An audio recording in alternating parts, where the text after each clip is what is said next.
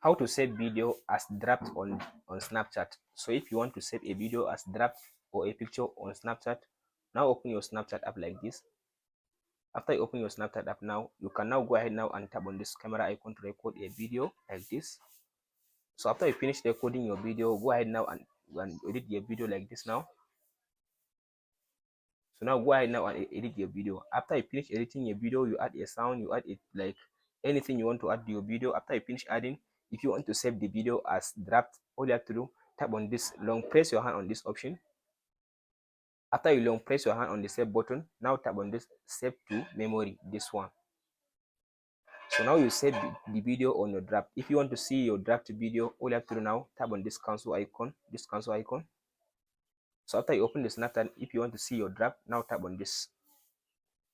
After you tap on this, as you can see now here is the draft. Now here is my draft. If you want to continue editing your video, tap on this option.